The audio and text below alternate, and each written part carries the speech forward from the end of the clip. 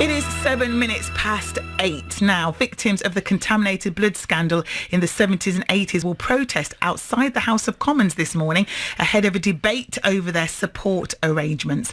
Thousands of people were infected with hepatitis C and HIV through NHS blood products, and a public inquiry last year concluded that more should have been done to screen blood and donors. Well, earlier this year, the government announced it wants to increase the amount of money on offer to victims by a further £100 million.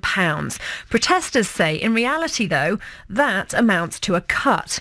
Jason Evans is from Earlsdon. He's with us now. His dad died after being given infected drugs. And also Joseph Peaty from Aldesley was infected with HIV and hepatitis A, B and C in the 1980s and now co-chairs the Tainted Blood campaign.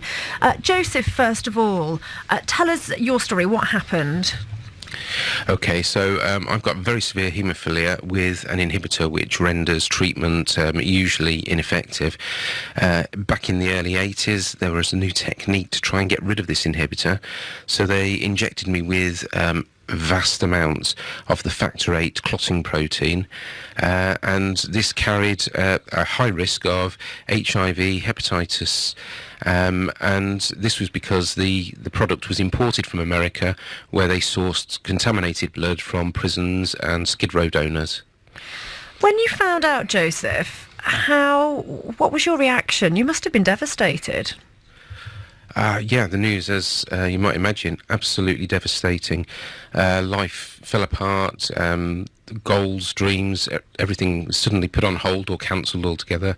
University cancelled, career prospects cancelled, the prospect of becoming a father, settling down, having a partner, all of this just completely disrupted beyond some of my worst nightmares. So how has it changed your life since? So I was ill pretty much from the start once I was infected, and gradually my immune system was destroyed by the HIV, and the multiple viruses conspired to give me some quite rare illnesses that crippled me. I effectively had a form of arthritis that hit me from head to toe, crippled my joints, fused them up, and in 1996 I was no longer able to work, and I've been reliant on home care ever since, and an electric wheelchair. So it's ruined your life? Yeah, it doesn't resemble anything of the life that I would have once had or hoped to have. It wouldn't resemble most people's average lives. You know, there's nothing normal now about this. And Jason, is this a story that you recognise with your dad? It is, yeah.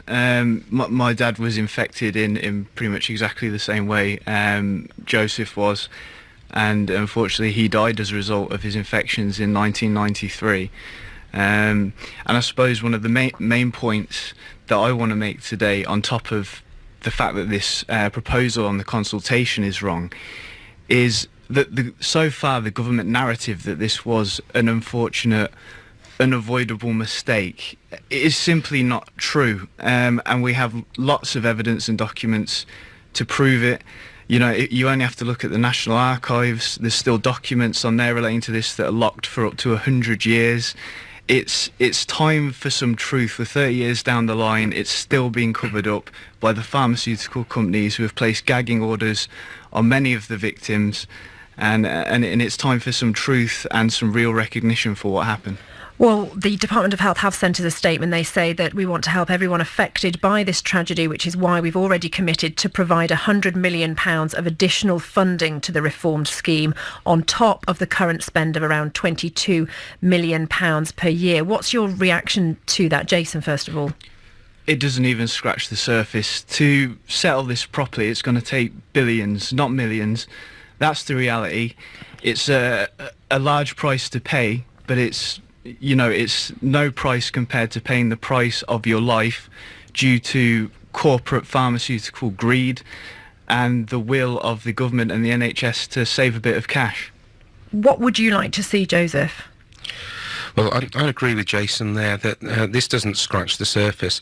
Back in 2010, when we had the last Commons debate, MPs were quite in agreement that things like the Equitable Life pension scandal, where they lost their savings, not their lives, was worthy of this £1.5 to £2 billion that they paid out. And they were feeling that we should be worthy of a similar sort of sum of money. So the government's U-turn on this, effectively, I think is scandalous. Where they talk about us having £100 million of extra funding, when you look at the details of this, that's a misrepresentation. What they're doing is providing that money, which would be paid out by NHS England on treatment, not on support. And in the government's own words in their latest consultation, there is a footnote which says they do not intend for the funding of the support schemes to be any different after the reforms to what it is now. It's a total misrepresentation. I feel that that's what Jane Ellison did when she announced the schemes to the House. OK, and what's actually happening outside the House of Commons this morning, just briefly, Joseph? OK, so at 9 o'clock we should be gathering for this protest. We're going to be there all day. Some people will be making their way into the debate when it gets underway, which has been pushed back, unfortunately, now because of another emergency debate.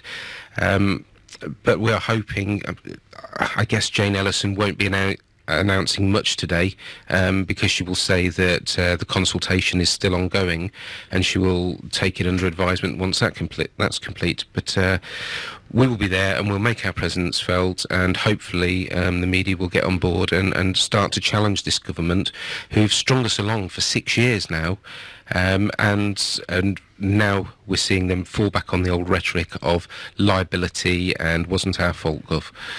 OK, well, thank you very much for joining us. That's Joseph Peaty and Jason Evans there. We will be bringing you the latest on that protest outside the House of Commons for the rest of the day. It is 8:15 now.